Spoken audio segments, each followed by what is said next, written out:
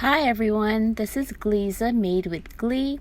In today's video, I'm participating in the Trash to Treasure challenge being hosted by Sonja from Domestic Diva 76. Now this is Sonja's second year of hosting this challenge and my first year of participating, and I absolutely love doing Trash to Treasure projects because why spend money when you don't have to? Now I had these two planks of, I guess it's like fence board, lying around. They were really dirty and grimy. I sanded them and wiped them clean, and to me this was the absolute hardest part of this project, was getting these two grimy looking planks into a usable condition. Once I did that, I took some cheap white Walmart spray paint and gave it a light coating to serve as a primer. And once that was completely dried, I then pulled out my new Kills chalk spray paint in this light gray color and spray painted it. Now I used about 3 light coats. I didn't go for a full coverage look because I wanted to have that rustic feel. So about 3 coats of the Kills chalk paint is what I used. And once that was completely dried, I begged my husband to secure the planks together, which he did with some scrap wood and 2 screws in the top and the bottom. As you can see, the back, yeah, still disgusting looking, but I did clean it. Then I drew on my letters for the word home, just block letters. Now you could certainly use a stencil for this.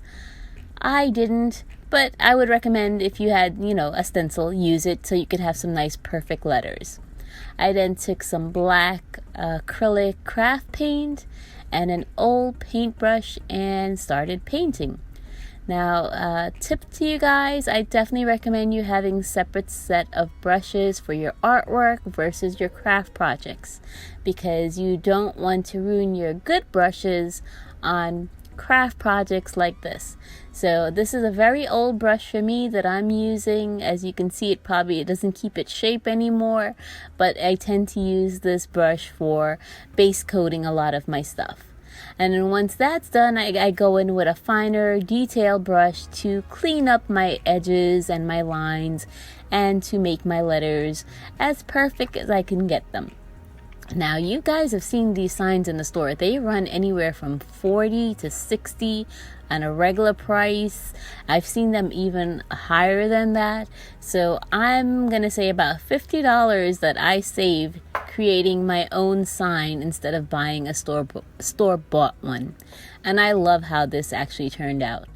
Once I got my letters completely painted and to my liking, which took quite a while because, like I said, my boards weren't perfect. They weren't lying perfectly flat next to each other. But, it is trash to treasure, so we make do. And I just worked with what I had and painted the letters to the best of my ability to make them look, good.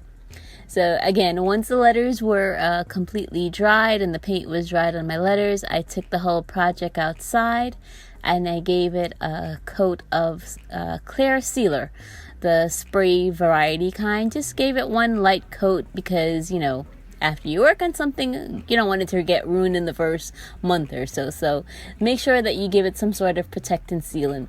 There is a UV spray, but I didn't buy any of that stuff. Once that was done, I then took nautical rope from the Dollar Tree, wrapped it around.